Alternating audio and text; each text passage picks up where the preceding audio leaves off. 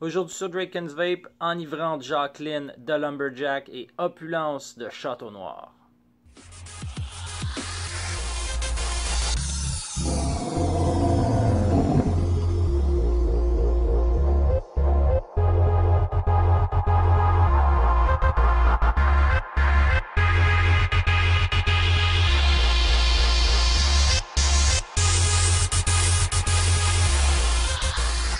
Alright, ben salut tout le monde, Alex de Draken's Vape, encore une fois, ben oui, vous êtes sur mon channel, c'est moi que vous allez voir, la grosse face, la grosse barbe.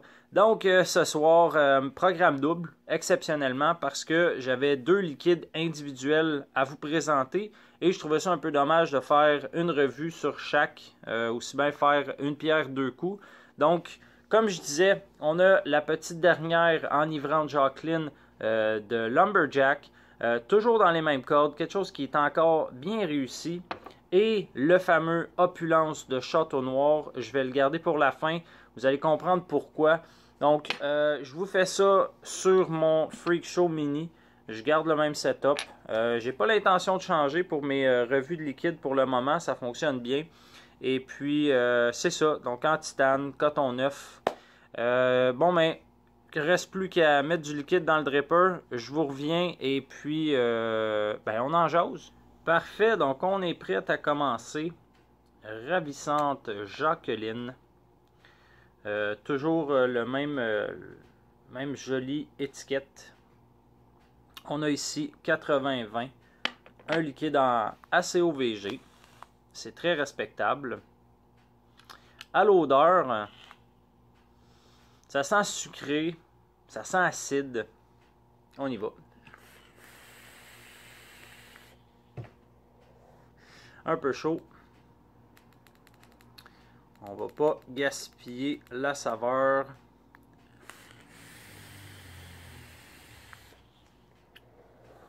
Beaucoup mieux. Ravissante Jacqueline. Toujours des beaux noms. Je trouve ça original. Par contre, faites attention si vous dites que vous êtes en amour avec Jacqueline. Faites sûr de préciser que c'est un liquide.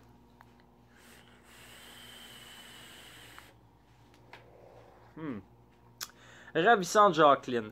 Ben, c'est un liquide qui est relativement simple au niveau des arômes. On n'a pas... au goût, on n'a pas 20 saveurs différentes. Qu'est-ce que je distingue beaucoup? C'est le goût fruité. De la grenadine. Donc, c'est sucré. C'est quasiment visqueux. Il y a une espèce de viscosité dans la saveur. C'est un peu dur à expliquer. Mais ça vient vraiment enrober toute la bouche. Et par-dessus ça, on a un goût... c'est acide. C'est surette un peu. Un peu comme... En fait, c'est un vin blanc.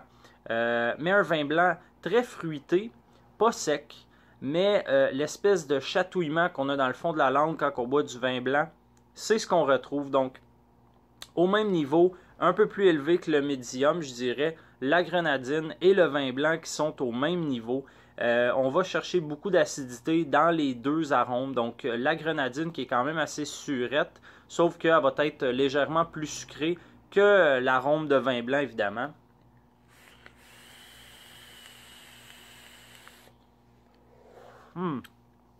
C'est pas un liquide que je vais vaper à tout moment de la journée, simplement parce que c'est un peu trop particulier.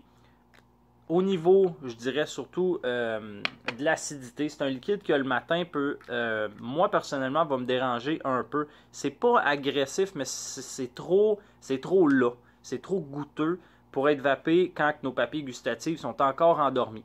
Moi, je vais y aller plutôt avec quelque chose de plus crémeux, de plus velouté. Mais passer le matin, en pleine journée ou en soirée, ça va être un liquide qui va se vaper très bien. Je l'ai vapé dans une tank. Étrangement, j'ai presque plus de saveur dans ma Bellus, par exemple. Je sais pas pour quelle raison, mais j'ai tendance à avoir plus de notes acides. Mais dans le dripper, c'est un peu plus calme, si je peux dire ça comme ça.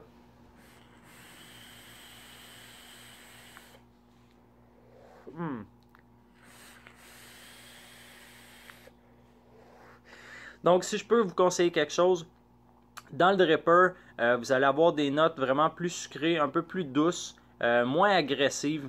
En tank, on va aller chercher vraiment toutes les notes acides qu'on retrouve dans le grenadine et dans le vin blanc. Donc, si je fais un résumé, une grenadine un peu plus haut que la moyenne, bien sucrée, bien visqueuse, qui enrobe toute la bouche. Et ensuite de ça, à l'expiration, on va avoir le vin blanc qui a aussi une espèce de goût acide, surette et fruité en même temps. Lui, il va venir vraiment plus à l'expiration.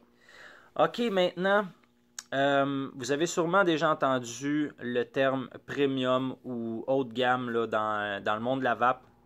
Moi, je trouve que c'est un terme qui est utilisé un peu abusivement parce que j'ai essayé des liquides qui se disaient premium, mais pourtant, je les considérais totalement normaux.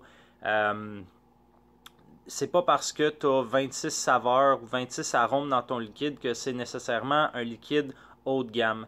Dans le cas d'Opulence, moi personnellement, ça je considère ça comme un liquide haut de gamme ou un liquide premium. C'est un liquide montréalais, donc Château Noir, on connaît déjà un peu. Si on regarde, bon, la bouteille ressemble à ça. Et sur le côté ici, on va avoir la date de fabrication, la date d'expiration et un numéro de baril. Pourquoi un numéro de baril? C'est que les liquides Opulence sont faits à partir, en fait, sont steepés dans des barils de chêne. C'est des anciens barils de cognac qui ont été importés de France. Les quantités sont extrêmement limitées, donc parce que tout simplement, ça prend des barils qui sont quand même assez dispendieux. Ils vont steeper ça 6 mois. Ensuite de ça, ils vont le passer. Ils ont un processus de filtration pour enlever les impuretés qui auraient pu se détacher du baril. Et ensuite de ça, ils vont l'embouteiller. Quand vous l'achetez, comme moi par exemple, on me l'a remis en main propre, donc j'ai pas toute la tiraille qui vient avec. Mais quand vous allez l'acheter, il vient dans un coffret en bois, teint, verni, avec à l'intérieur de la paille où on a la bouteille. Et dans le coffret, donc dans le couvercle, on a la signature de nul autre que Philippe Kenville, qui est le propriétaire, avec sa date de fabrication. Donc, c'est quand même un liquide particulier. Les quantités, ça se trouve environ à 40 bouteilles de 30 ml par baril, ou par batch, devrais-je dire, pas par baril, mais par batch. Et prochainement, ce que j'ai eu comme information, ça va être plutôt dans les 200. Donc, on va peut-être voir une baisse de prix parce que présentement, le 30 ml se détaille environ à 50 $. Donc, c'est un liquide en OVG. Je ne le vaperai pas dans une tank tout simplement pour le garder le plus longtemps possible, vraiment pour ne pas en abuser. Je le fais exceptionnellement ce soir, je le vape exceptionnellement ce soir pour en faire une revue parce que sinon je me le garde pour des occasions, accompagné peut-être d'un bon Porto ou d'une bouteille de vin. Et là, l'odeur qui se dégage, c'est gourmand. Opulence, on y va.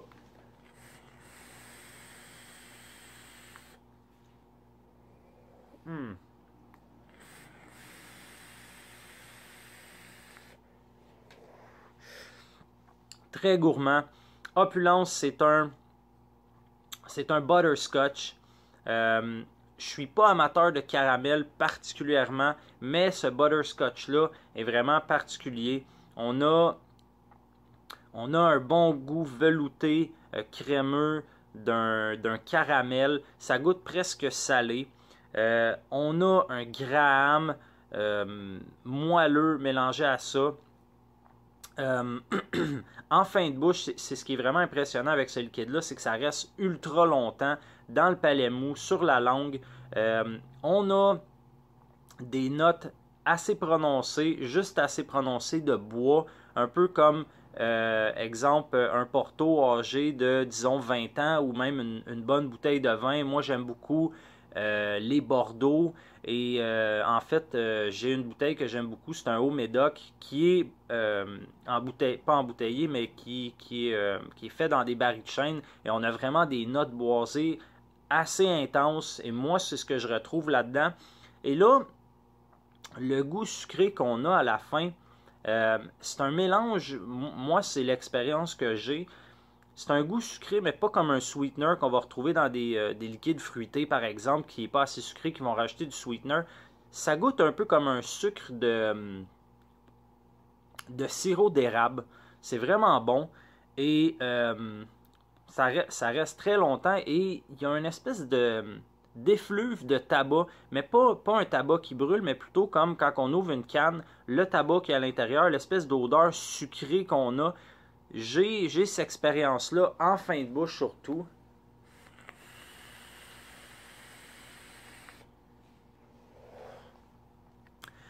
C'est quelque chose. Si je peux vous faire une recommandation, et là, vous le prenez si ça vous tente, c'est vraiment un conseil d'Alex. Si vous voulez vaper du Opulence, que vous vous procurez une bouteille, s'il vous plaît, utilisez votre montage favori. Un montage que vous connaissez, une méthode de wick que vous connaissez bien, quelque chose que vous maîtrisez tout simplement pour être sûr de ne pas manquer votre coup et d'être obligé de recommencer parce que juste pour saturer le coton, on s'entend, ça prend quand même une quantité de liquide pas qu'on gaspille, mais qu'on ne pourra pas vraiment profiter. Donc, si vous faites des tests, faites-le avec quelque chose d'autre. Au pire, allez, faites-le avec de la glycérine pure. Et ensuite de ça, quand vous êtes satisfait, pas de dry it, ça wick bien, vous avez une bonne vapeur, une bonne densité, là, allez-y avec l'opulence, mais de grâce, allez-y pas avec des expériences parce que vous allez le regretter. À 50 balles, la bouteille, moi, personnellement, je me contente des montages que je connais. Normalement, je l'utiliserai dans mon CLTV2 en Dual Double Stack Monette parce que c'est quelque chose que je connais très bien, que je maîtrise, que je suis sûr de moi. À ce moment-là, je vais pouvoir vaper un liquide de cette qualité-là. Aussi, peut-être, moi, je ne vous conseillerais pas de le vaper dans une tank, à moins que vous ayez une tank que vous connaissez bien, qui a beaucoup d'arômes, beaucoup de saveurs, parce que c'est sûr et certain que si vous prenez, je ne sais pas moi, une sub-tank, vous allez peut-être le regretter, vous n'aurez peut-être pas le rendu qui est promis par Château Noir. Donc, c'était les liquides. Donc, on avait Ravissante Jacqueline de Lumberjacks et le fameux Opulence de Château Noir. J'espère que ça vous a plu. Si vous avez des questions par rapport à ces liquides ou leurs fabricants, écrivez-moi dans les commentaires ou tout simplement m'écrire en privé, soit par Facebook ou YouTube. Ça va me faire un plaisir de vous répondre. Sur ce, je vais vous souhaiter une excellente soirée, mais surtout une excellente vape.